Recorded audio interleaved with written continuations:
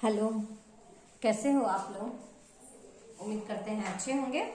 तो आज हम आप लोग के लिए लेके आए हैं exercise 10th class 10th exercise 5.1 question number 3।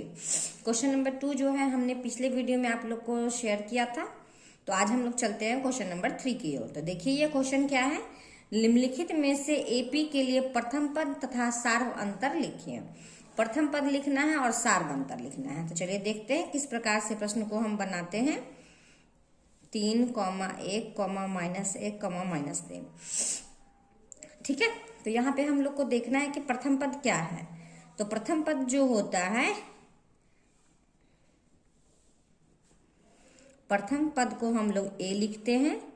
तो ए मेरा जो पहला होता है वो प्रथम पद होता है, तो 3 लिख दिए। अब दूसरा बोल यहाँ सार्व अंतर बोल रहा है, तो सार्व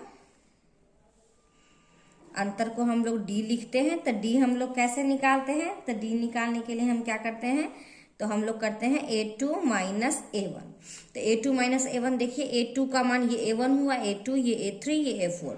तो a2 का मान है 1 माइनस a2 हो गया 3। तो 1 में से 3 में से 1 माइनस करेंगे तो ये बड़ा के सामने माइनस है, तो क्या हो जाएगा -2। तो और हमको सार्व अंतर निकालने के लिए जितना भी दिया हुआ है 2, 3 निकाल के देखना पड़ेगा। अगर सबका जो निकालने पर जो बराबर अगर आता है तो वो सार्व अंतर एपी में होगा, तो वो एपी में होगा, नहीं तो नहीं होगा। तो चलिए, एक तो हमने -2 देखा, अब देखते हैं a3 माइनस a2। तो a3 मेरा -1 हो गया और माइनस a2 मेरा 1 हो गया। तो -1 तो माइनस माइनस प्लस कितना हो गया -2। अब होता है a4 माइनस a3। तो a4 हो गया मेरा -3 और माइनस हो गया -1। ठीक है, a3 माइनस -1। तो a3 माइनस प्लस 1, फिर 3 में से 1 गया तो -2। तो देखिए कि मेरा ये सबका मान एक ही आ रहा है, इसलिए d बराबर हो गया मेरा -2। तो हम लोग यहाँ लिखेंगे प्रथम पद। तो a बराबर मैंने मान निकाल लिया है यहाँ कितना 3, और सार्व अंतर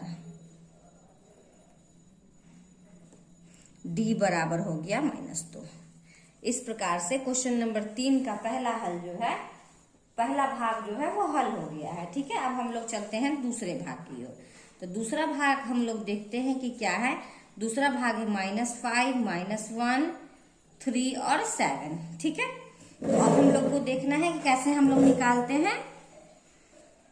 तो प्रथम पद लिखिए। प्रथम पद को क्या बोलते हैं, ए बराबर ये क्या हो गया -5। अब निकालना है सार्व अंतर। सार्व अंतर को हम लोग लिखते हैं तो डी निकालने का तरीका सबसे पहले क्या करेंगे, a2 माइनस a1। तो a2 और माइनस a1, तो a2 का मान हो गया -1 और माइनस a1 का वैल्यू हो गया -5। देखिए -1 माइनस प्लस 5, तो प्लस माइनस बड़ा के सामने प्लस है तो ये चिन्ह प्लस हो जाएगा। ठीक है, अब देखते हैं a3 माइनस a2। a3 मेरा हो गया ये 3 -1, 3 माइनस प्लस 1 बराबर हो गया 4। अब अगला देखते हैं a4 माइनस a3। तो a4 हो गया मेरा 7 और माइनस a3 हो गया 3। तो देखिए तो सारा का सारा अंतर जो है वह बराबर आया है, इसका मतलब d हो गया वो 4 हो गया। तो लिखेंगे यहाँ प्रथम पद a बराबर हमने निकाला है -5 और सार्व अंतर d बराबर हमने निकाल दिया है कितना 4। इस प्रकार से जो है दूसरा हल भी मेरा हो गया है। अब चलते हैं तीसरे की ओर।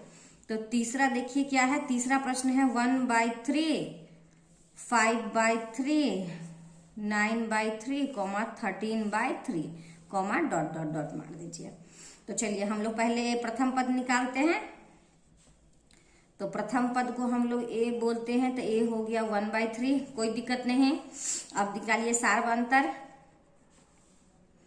तो सार्व अंतर के लिए हमको d लिखना है, तो ये क्या करेंगे सबसे पहले a2 माइनस a1। तो a2 का मान हो गया 5/3 और माइनस a1 का वैल्यू हो गया 1/3। दोनों का हम लोग एलसीएम लेते हैं तो 3, ये हो गया 5 - 1, तो ये हो गया 4/3। फिर दूसरा निकाल के देखो। तो तो A3 माइनस A2, तो A3 का मान कितना है, A3 है मेरा 9/3 माइनस 5/3, दोनों का एलसीएम लीजिए, ये हो गया 9/5 तो बराबर फिर हो गया 4/5।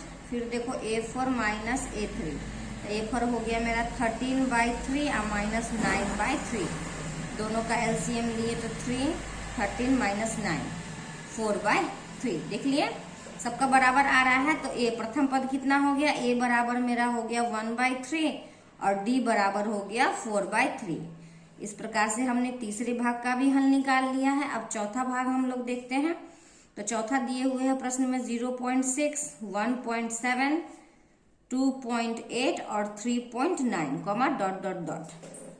तो चलिए ए हम लोग प्रथम पद निकालते हैं।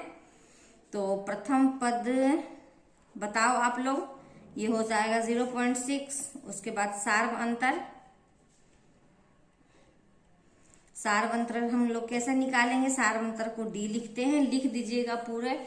तो डी का वैल्यू क्या हो जाएगा, A2 माइनस A1, तो A2 मेरा है 1.7 माइनस 0.6, दोनों को माइनस कीजिए, 7 में से 6 गया तो -1 और फिर 1 में से 0 गया तो 1। फिर अगला देखिए A3 माइनस A2, तो A3 हो गया 2.8 माइनस 1.7, माइनस कीजिए, 8 में से 7 गया 1, 2 में से 1 गया 1।